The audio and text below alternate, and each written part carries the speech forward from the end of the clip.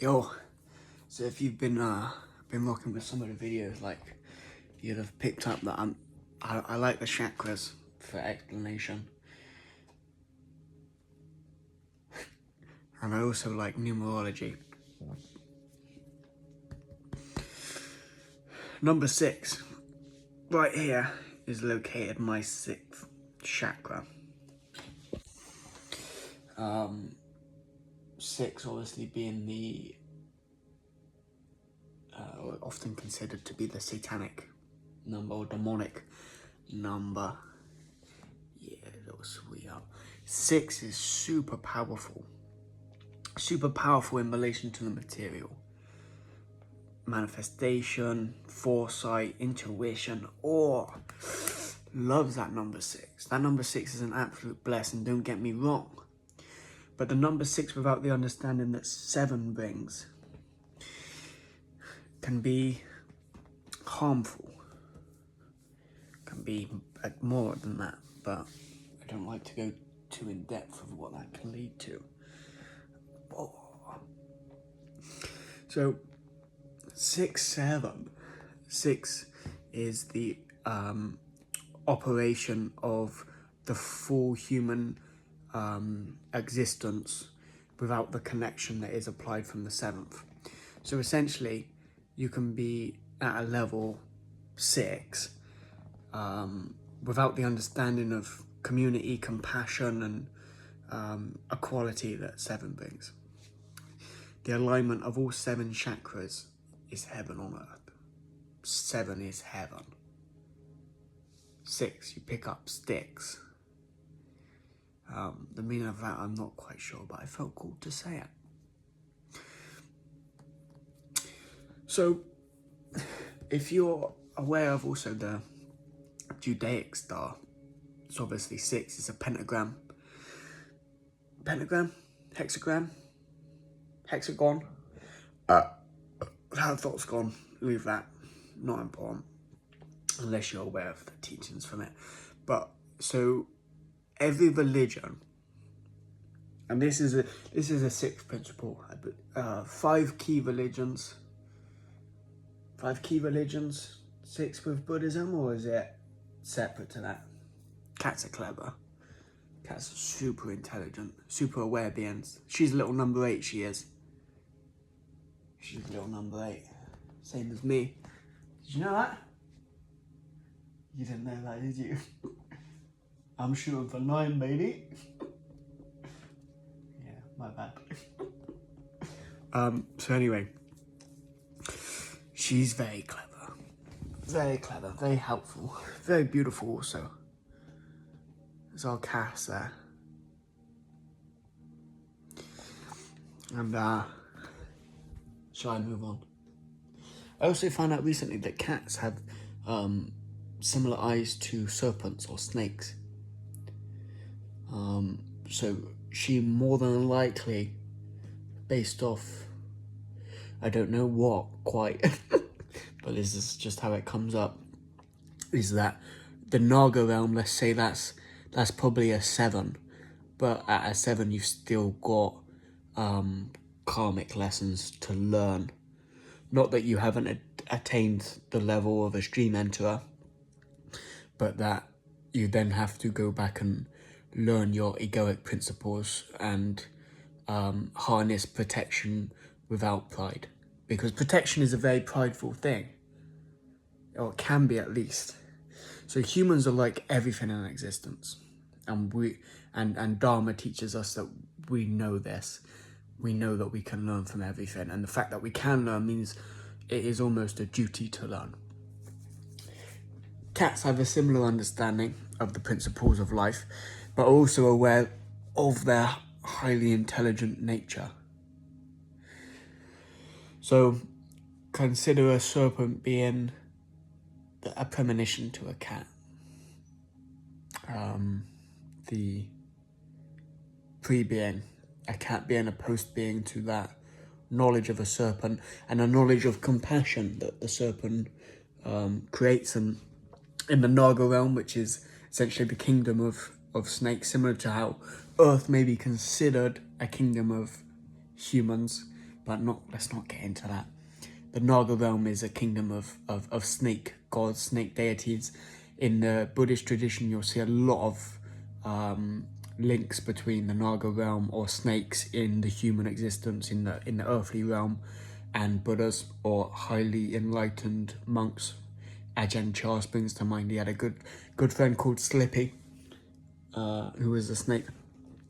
So yes, a snake essentially is that activation of that kundalini. You'll have seen the kundalini described in the 7 chakras. It goes up in two, like a chromosome. It's like a double. It's called a double helix. It shows genetics, like a curved thing, both up ways. You've got divine and feminine, masculine, divine, feminine, and masculine energies, which are intercrossed and overlap and meet at a certain point because everything's alike. So it's got that meeting point, and that goes all the way up the 7 chakras, which is why it's often described as a serpent. You'll often see a double-headed serpent. So that's because the serpent has reached that level 7, and then that's a reincarnation on Earth that one might take after reaching level 7, and they've experienced their heaven on Earth as in that human form, and then they've later on experienced heaven in heaven, and now they've come back to Earth or have been in the Naga realm as depending on what level you might you'll see Naga Buddhas and such. So that, again, I can't really go into that because if you're watching this, you're more than likely not in the Naga realm. Not my bag. Not my bag, although... Yes or no? Make my own decision, she says. I'm going to say no. So cats are about... and this is a broad estimate. They're level 8. Obviously, they live their 9 lives. So a cat's soul will essentially be looking for them 9 lives. They'll learn their all nine karmic lessons that they still have to learn to attain in the human life. Obviously, not everyone in a cat being learns from each 9 of their lives the karmic lesson that they need to, and then translate it into a human existence. But most do, and the reason for that is that I don't know if you've ever seen The Little Buddha, but there's a reincarnation of a Tibetan monk which comes in 3 human experiences. So make of that what you will in relation to the cat. Also, Ajahn Chah. There's if you've read, it's called Stillness Flowing, is his biography. Incredible book. I'm still working on it. But there's also an instance of him obviously being a monk from Asia, intercrossing a path with a tiger, and that tiger didn't kill him. And I believe the mental process that he shared when faced with a situation with an animal which could be dangerous is to recognize and say and speak of the mind to say, if it is my karma to be killed by you, or if I have wronged you in another life, or if there is an instance where you must eat, then I am here, I am now, and I will be acceptant of the now.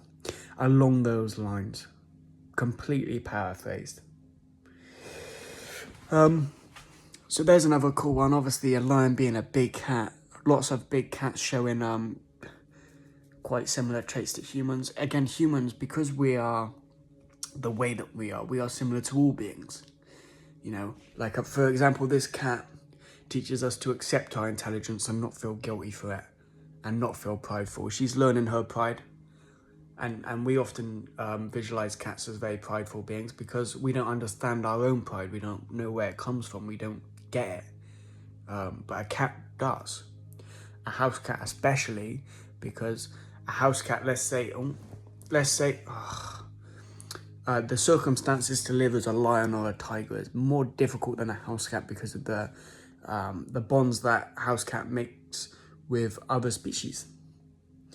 And that's not to say that big cats don't, but let's say that a cheetah, really fast, but they struggle with hunting because they're so fast. Their energy's burned up real quickly, so they're often a very slim creature, very slim, and they often have their food taken because when there's multiple like pack of hyenas, it's difficult for them to protect and guard their food because they don't have that power, you know, and they've used a lot of their energy to catch their food.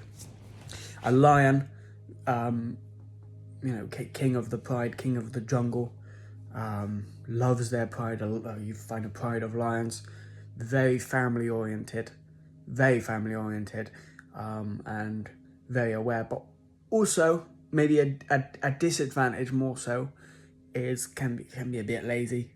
They like to chill around. They like to lay around.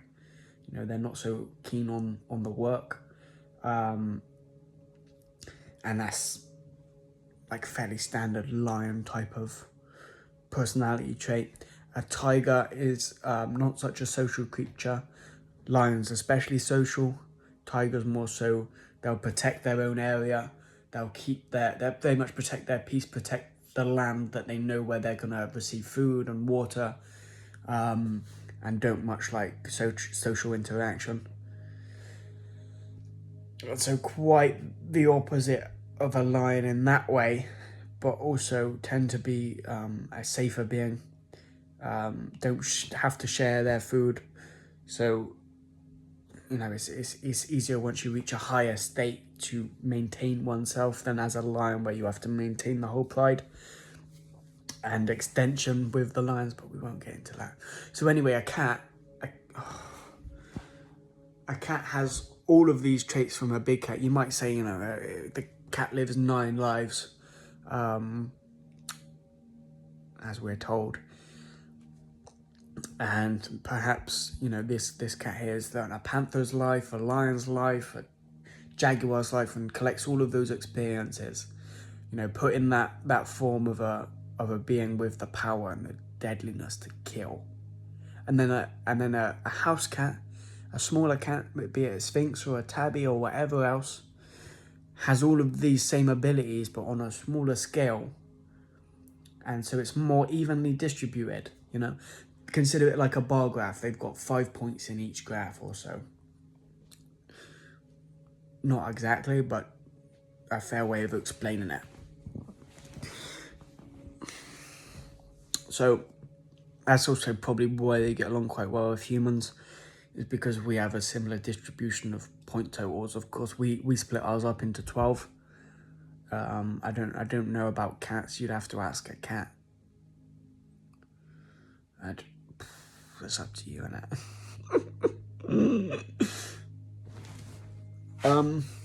What else to say now? Yeah, I was on about the whole 6 and 7 business. So I like to remember it this way. I don't really rhyme with 6, but you can do. But it's not important to me. 7 is heaven. That's the alignment of all chakras. That's heaven on earth, and that's heaven continued on. 8 is great. That would be, you know, like a more enlightened, a more light version of heaven. And if you're like, oh, there's only one heaven, then that's fine, and that's a belief you may hold or may not. Doesn't really matter, but I will just say that in the Islamic faith, there is considered to be multiple stages of heaven. In the Hindu faith, there's also multiple stages of heaven, and in the Buddhist ideology, there is recognized to be separate heavens. Okay, so make of that what you will. 9 is fine. So 9 to me is like 9 in numerology represents the completion of a cycle. 7 is like luck and prosperity. 8 represents the infinite, which contains all, and has 8 is like that overlapping helix. You know, if you've ever seen an hourglass, it's like that. It goes both ways and it connects over the middle. So 7 is your is your human version of that, and then the 8 is where you create that infinity, that bondedness, where it's a complete double cycled loop. 9 is fine because 9 is like the end of a cycle, so it's like your time at your eighth stage, and the 8th stage is a beautiful place to be. 9 is fine. It's just contention. It's just being contented. It's being present without need for pain or pleasure to be sought out.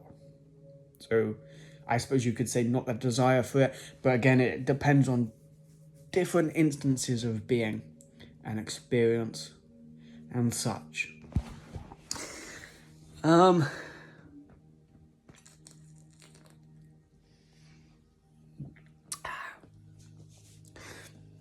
That's about all I've got to say on that matter.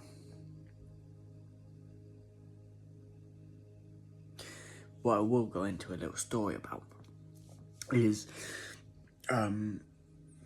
the deity, primary deity in Shaivism or Shivism, and the third and final member of the Trimurti, which are the 3 key deities in the Hindu faith, is Shiva. And there's a very famous story of Shiva consuming poison to save the lives of all others. Somewhat like, you could consider it to be like Jesus when he died on the cross, dying for other people's sins due to the lies told about him. You know, that it's very, because they're both an attack to the throat chakra. Obviously, the poison being something consumed that is like a more, it's got its metaphors aligned to it, but more direct attack to the throat. Whereas because Jesus was a key speaker, you know, to put him in immense pain and still have him talk, that was where he made it about the throat chakra, because he was like, I'm on this cross, but I'm still going to show love to my brethren and my sistren, and I will still speak to my Lord, and I will speak to my Lord God, whom I perceive to be the most eternal and highest being. I will have a candid conversation with him out loud, where he speaks his truth, and we get an insight into Jesus' prayers in its darkest moments. And so later on in Shiva's incarnations after this poison drinking, he's often depicted drinking alcohol, which is like a poison.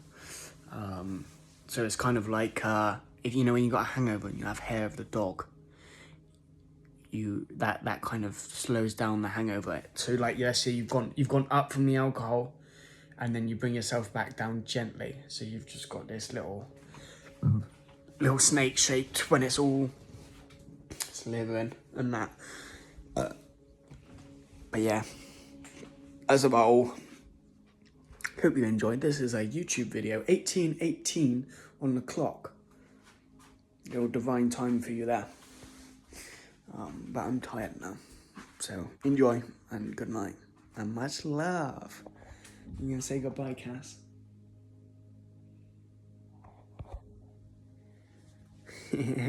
Whoever was trying to say hello there, she wasn't having none of it. And now she's winked. See you later, mate. Enjoy.